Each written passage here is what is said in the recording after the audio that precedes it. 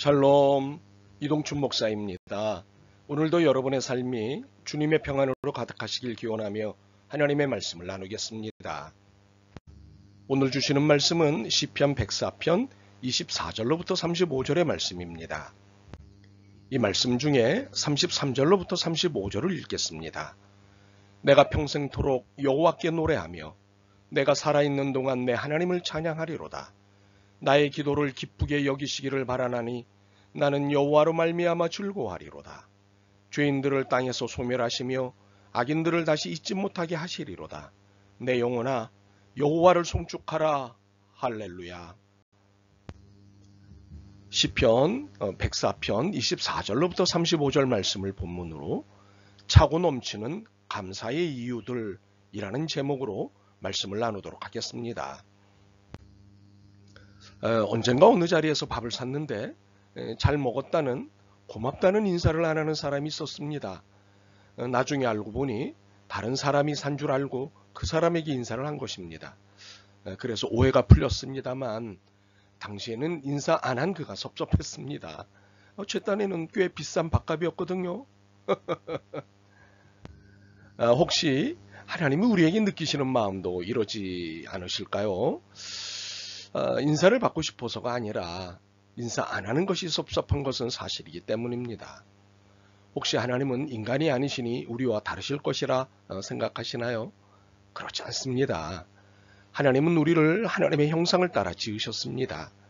이것이 무슨 의미일까요? 하나님도 섭섭하시고 속상하시고 화가 나신다는 것입니다. 그래서 시편 기자는 우리에게 감사할 분을 놓치지 말라고 권고합니다. 33절입니다. 내가 평생토록 여호와를 노래하며 내가 살아있는 동안 내 하나님을 찬양하리로다. 시편 기자가 이렇게 노래하는 이유를 들어볼까요? 우리는 24절에서 시편 기자의 감동이 가득 담긴 노래를 만납니다. 여호와여 주께서 하신 일이 어찌 그리 많은지요. 주께서 지혜로 그들을 다 지으셨으니 주께서 지으신 것들이 땅에 가득하니이다. 시편 기자는 하나님이 지으신 것들에 감동한 것입니다. 그런데 단순히 하나님이 지으셨다는 것에만 감동한 것이 아닙니다. 주님의 지혜에 감동한 것입니다. 우리가 읽지 않은 24절 앞부분은 시편 기자가 피조물들을 살펴보며 알게 된 놀라운 사실들을 나열하고 있습니다. 일반적으로 말하면 자연의 법칙, 자연의 질서에 들이온 하나님의 지혜를 본 것입니다. 우선 일부분만 볼까요? 8절과 9절입니다. 주께서 그들을 위하여 정하여 주신 곳으로 흘러갔고 산은 오르고 골짜기는 내려갔나이다. 주께서 물의 경계를 정하여 넘치지 못하게 하시며 다시 돌아와 땅을 덮지 못하게 하셨나이다. 하나님이 정하여 주신이라는 것은 자연의 법칙, 자연의 질서입니다. 이것에 따라 모든 피조물들이 살아갑니다.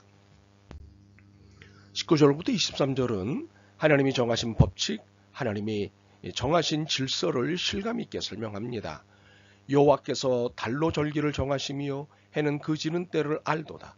주께서 흑암을 지어 밤이 되게 하시니 삼림의 모든 짐승이 기어나오나이다. 젊은 사자들은 그들의 먹이를 쫓아 부르짖으며 그들의 먹이를 하나님께 구하다가 해가 돋으면 물러가서 그들의 굴 속에 눕고 사람은 나와서 일하며 저녁까지 수고하는도다. 이렇게 경계와 때를 정해 놓으시고 이 안에서 모든 피조물들이 안전하고 풍요롭게 살게 하십니다. 또한 우리가 다 헤아릴 수 없는 이 모든 피조물들의 특징을 정하시고 그 특성에 따라 살게 하십니다. 이러한 하나님의 지혜에 시편 기자가 탐복하는 것입니다. 24절입니다. 여호와여 주께서 하신 일이 어찌 그리 많은지요. 주께서 지혜로 그들을 다 지으셨으니 주께서 지으신 것들이 이 땅에 가득하니이다. 이 피조물들 중에 하나가 인간이고 인간들 중 하나가 바로 나라는 사실입니다. 나도 하나님의 지혜로 지어진 피조물들 중 하나입니다. 바로 이 사실이 하나님의 은혜로 연결되어 있습니다. 27절과 28절입니다. 이것들은 다 주께서 때를 따라 먹을 것을 주시기를 바라나이다. 주께서 주신즉 그들이 받으며 주께서 손을 펴신즉 그들이 좋은 것으로 만족하다가. 하나님의 1차적인 은혜는 때를 따라 먹을 것을 주신다는 사실입니다. 육체 가운데 거하는 존재로서 먹을 것은 생존에 필수적입니다. 이를 무시할 이유는 없습니다. 이 먹을 것을 때를 따라 주신다는 것, 이것이 바로 은혜입니다. 심지어 이 먹을 것에 관한 은혜는 어떤 경우에도 나타난다는 사실입니다. 광야에 사는 이스라엘에게 내려주셨던 만나를 생각해 보시지요. 광야에서 3년 동안 은둔 생활을 하던 엘리야에게 까마귀를 통해 음식을 공급하시던 것을 생각해 보십시오. 기적이지 않습니까? 그러나 이것은 하나님의 은혜의 일상입니다. 당신의 지혜로 만드신 모든 피조물들에게 당연히 베푸시는 것이기 때문입니다.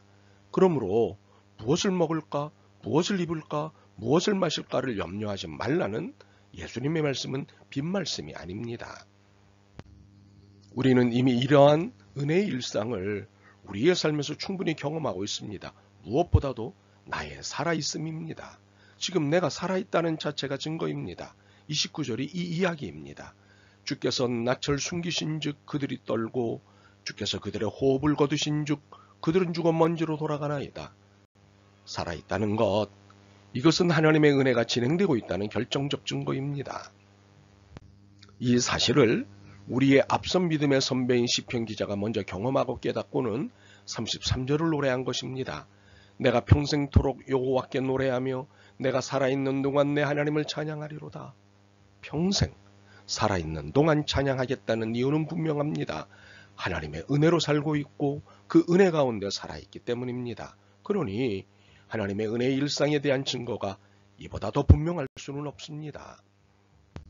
그러므로 살아있는 한 하나님의 은혜는 멈추지 않습니다. 그리고 하나님께서 내게 당신의 낯을 숨기시지 않는 한 나는 살아가게 됩니다. 이 사실은 아무리 강조해도 지나치지 않습니다. 그렇다면 우리의 삶의 태도는 어떠해야 할까요? 첫째, 어떤 경우에도 반드시 살게 하신다는 믿음을 놓치지 않는 것입니다. 하나님은 살아야 할 이유가 있는 한 살게 해주시기 때문입니다. 29절로부터 31절입니다. 주께서 낯을 숨기신 즉 그들이 떨고 주께서 그들의 호흡을 거두신 즉 그들은 죽어 먼지로 돌아가나이다. 주의 영을 보내어 그들을 창조하사 지면을 새롭게 하시나이다. 여호와의 영광이 영원히 계속할지며 여호와는 자신에게 행하시는 일들로 말미암아 즐거워하시리로다. 거칠게 말하자면 하나님은 죽일 자를 죽이시고 살릴 자는 살리십니다. 그렇기에 살릴 자는 환경 자체를 바꾸시면서까지 살리십니다. 30절입니다. 주님께서 주님의 영을 불어넣으시면 그들이 다시 창조됩니다. 주님께서는 땅의 모습을 다시 새롭게 하십니다. 세 번역으로 읽어드렸습니다. 그러므로 오늘 살아있다면 이것으로 당당하십시오. 내일 살게 된다면 그만큼 살아야 할 이유가 있어서일 것입니다. 이것을 은혜의 신앙이라고 합니다. 둘째, 어떤 경우에도 하나님에 대한 기대를 포기하지 마십시오. 기대를 포기한다는 것은 인생을 포기하는 것과 같기 때문입니다. 그러나 하나님을 포기해야 할 이유는 단 하나도 없습니다. 32절로부터 34절입니다. 그가 땅을 보신즉 땅이 진동하며 산들을 만지신즉 연기가 나는도다. 내가 평생토록 여호와께 노래하며 내가 살아있는 동안 내 하나님을 찬양하리로다. 나의 기도를 기쁘게 여기시기를 바라나니 나는 여호와로 말미암아 즐거워하리로다. 하나님이 건드리시면 그 어떤 것도 살아납니다. 반대로 그 어떤 것도 죽습니다. 그러므로 살아있다는 것은 기대를 포기해야 할 이유가 없다는 증거입니다. 그렇기에 시편 기자는 내가 살아있는 동안 내 하나님을 찬양하리로다고 고백하고 있는 것입니다. 하나님에 대한 기대가 있기 때문이지요. 물론 찬양이야 당연한 것이지만 살아있다는 것은 기대해도 된다는 것을 의미합니다. 그러므로 34절처럼 나의 기도를 기쁘시게 여기시기를 바라는 자세가 필요합니다.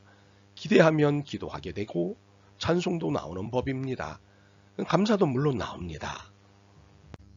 솔직히 하나님께 감사드려야 할 이유는 차고 넘칩니다. 순간마다 은혜로 살고 있기 때문입니다. 그러나 의외로 우리는 감사를 잘 드리지 않습니다. 염려하고 걱정한다는 것이 그 증거입니다. 물론 우리에게는 감사드리면서도 염려하고 걱정하는 이중적 태도가 있긴 합니다. 그러나 이것이 변명의 이유가 되는 것은 아쉽습니다. 바라기는 염려와 걱정 대신 감사가 늘 있었으면 좋겠습니다. 더욱이 감사를 잊지 않았으면 좋겠습니다. 그리고 감사드릴 분은 하나님이심을 놓치지 않았으면 좋겠습니다. 사람들에게 감사하는 것에 100만 배, 억만 배를 하나님께 감사하는 것이 마땅하기 때문입니다. 오늘부터라도 33절처럼 살았으면 좋겠습니다. 내가 평생토록 여호와께 노래하며 내가 살아있는 동안 내 하나님을 찬양하리로다. 아멘. 주님, 당연히 감사드려야 함에도 불평과 불만으로 살았습니다. 이제부터는 넘치는 감사 앞에 지체하지 않겠습니다. 주님의 은혜를 놓치지 않겠습니다. 도와주옵소서. 예수 그리스도의 이름으로 기도드립니다. 아멘. 오늘도 여러분의 믿음과 삶을 응원합니다. 사랑합니다.